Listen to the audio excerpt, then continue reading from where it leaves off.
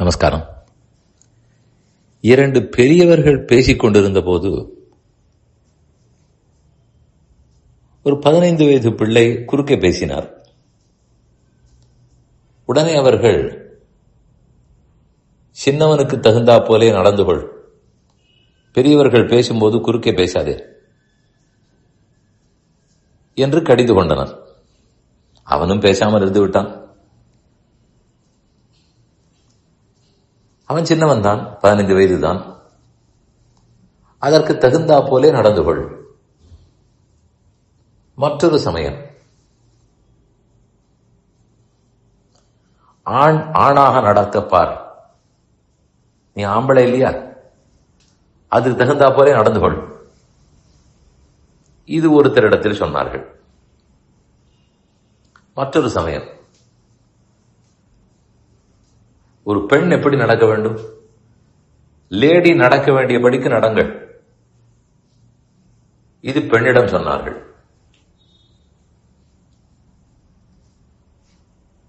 படித்தவனைப் போல் நடந்து கொள்ளப்பார்.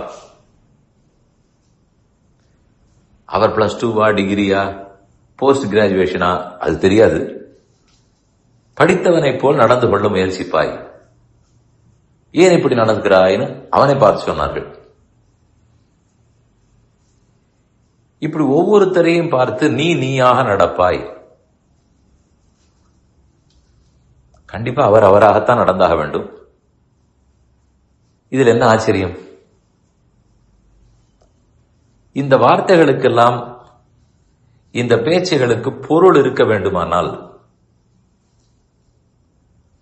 அப்ப சில ஃபண்டமெண்டல்ஸை டிஃபைன் பண்ணியாக வேண்டும். ஆண் ஆணாக நடக்கப்பான்னு ஒருத்தரை பார்த்து சொன்னால், ஆண்கள் எப்படி நடக்க வேண்டும், ரூல் புக்கு எங்கே உள்ளது?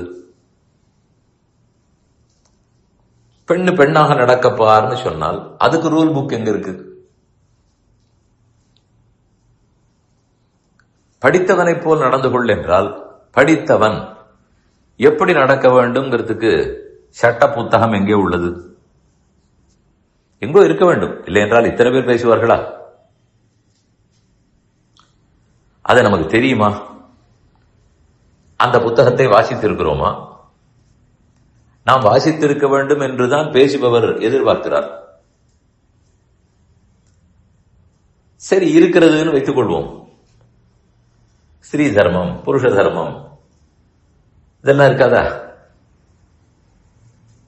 வயதானால் எப்படி நடக்க வேண்டும், மெச்சூரிட்டி வேண்டும். இளைஞர்களுக்கு அது இருக்காது. ஆகவே அடங்கி இருக்க வேண்டும். இதெல்லாம் எதோ இருக்குன்னு வைத்துக் கொள்வோம்.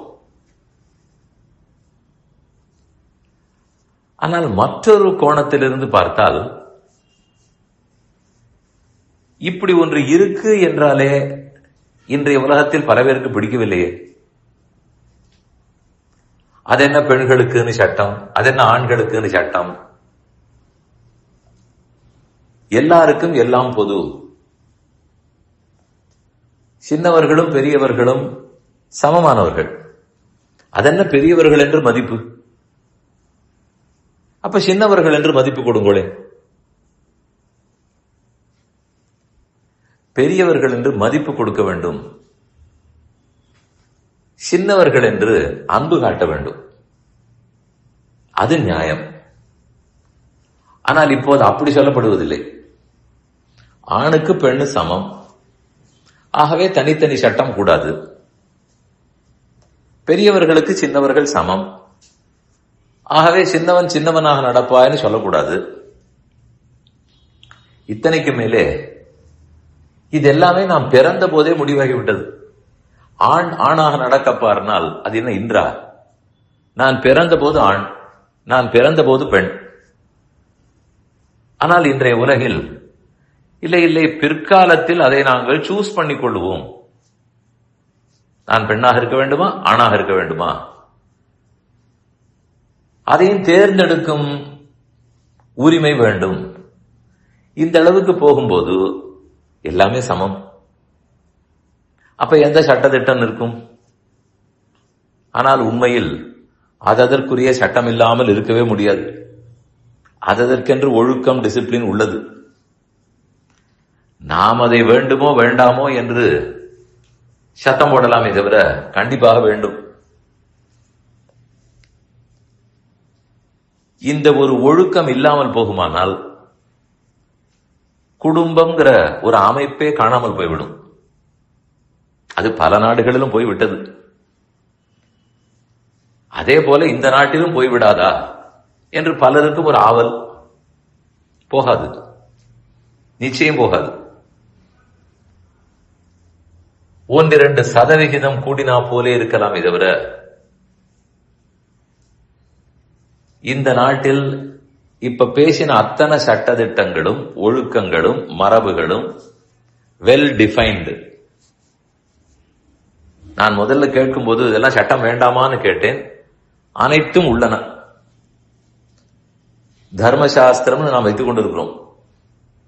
அது போதாயனர் எழுதினார், கௌதமர் எழுதினார், ஆஷ்பலாயனர் எழுதினார், வியாசர் எத்தனையோ சொல்லி இருக்கிறார், எத்தனையோ பேர் எழுதியிருக்கிறார்கள். அவர்கள் எல்லாரும் இவர் எப்படி நடந்து கொள்ள வேண்டும், எதனால் இப்படி நடந்து கொள்ள வேண்டும் என்பதெல்லாம் நன்கு டிஃபைன்டு. ஆகவே தெரியவே தெரியாதே, ஆணாக நடக்க வேண்டும்னா எனக்கு எப்படி தெரியும்? We can't plead ignorance. தெரியாது என்றால் தெரிந்து கொள்ள வேண்டியது என் பொறுப்பு. நான் ரோடில் போக வேண்டுமானால் டிராபிக் ரூல்ஸ் தெரிய வேண்டியது என் பொறுப்பு. தெரியாதுன்னு கிளைம் பண்ண முடியுமா? அது போலத்தான் இங்கேயும் அவரவர் பொறுப்போடு உணர்ந்து சட்டம் எது திட்டம் எதுன்னு தெரிந்து கொள்ள வேண்டும். இல்லாவிட்டால் இழப்பு நமக்குத்தான். இல்லை இந்த சட்டங்களே இல்லாமல் செய்து விடுவோம்னால் இயலாது. அது இருப்பதுதான் நலம். சின்னவன் சின்னவனாக, படித்தவன் படித்தவனாக, ஆண் ஆணாக, பெண் பெண்ணாகத்தான் இருக்க முடியும். மாறுமானால் உலக நியதியே அற்று போய்விடும். அதை ஒரு நாளும் பகவான் ஏற்கவே மாட்டார்.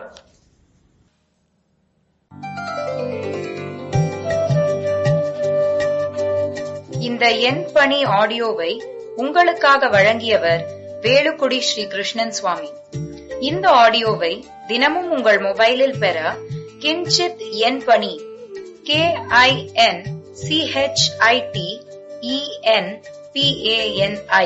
என்ற ஆப்பை கூகுள் பிளே ஸ்டோரிலோ அல்லது ஆப்பிள் ஐஸ்டோரிலோ டவுன்லோட் செய்து கொள்ளவும். தினம்தோறும் இது போன்ற உபன்யாசங்களை கேட்டு மகிழவும்.